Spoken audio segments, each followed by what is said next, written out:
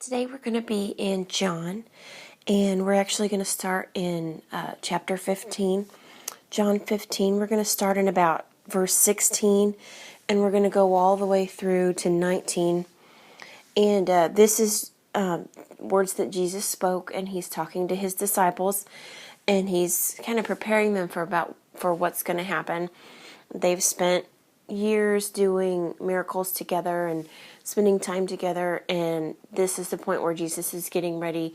He's going to say, talk to them, prepare them, say some prayers, and then he's getting ready to be betrayed by Judas. So he's kind of preparing them for what's going to happen, and just kind of getting them set up and letting them know, hey, this is what's coming.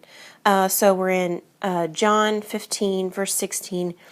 You did not choose me, but I chose you and appointed you to go and bear fruit that will last. Then the Father will give you whatever you ask in my name. This is my command: love each other. If the world hates you, keep in mind that it hated me first. If you belong to the world, it would love you as its own. As it is, you do not belong to the world, but I have chosen you out of the world. That is why the world hates you. And we're going to end there in verse 19.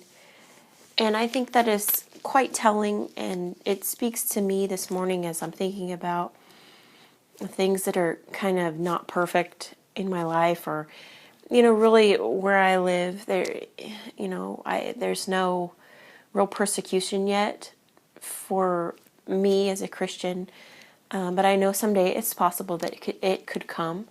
And I believe that God kind of gives us these words to prepare us maybe for what could happen to us Christians here where we live. I know on the other side of the world, there's Christians who are being persecuted right now and who are dying for their beliefs. And in a lot of ways, this just really makes me grateful for what I have now. But it also kind of gets my mind in the way of, how would I react if I was persecuted? Do I take it personally? Do I take it to heart? Or do I realize that, Jesus told us what was coming. He tells us that we're not of this world, and when we feel out of place, it's okay because we're His.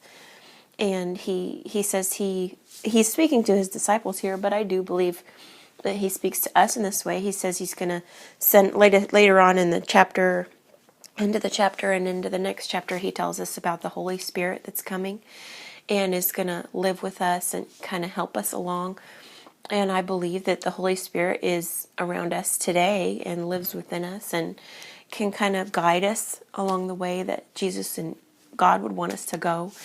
And so I just think it's a very powerful promise that it's okay when we feel alone, and it's okay when we feel like we're not part of this world, because we're not. We're loved and we're called by Jesus, and He's going to take care of us, even though it may be hard right now. In the end, we're God's, and we're going to go back to Him, and we're going to be with Him and be with Jesus.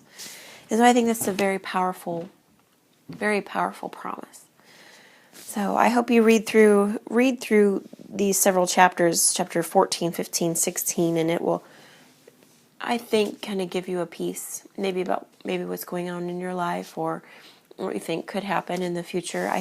It really gives me a peace to know that, when times get hard, and if they get harder in the future, it'll be okay because I'm God's, and He's there for me. And He says if we ask anything in His name, if we're a follower of His and we love Him, that He's going to provide for our needs and even, be there for us when no one else is.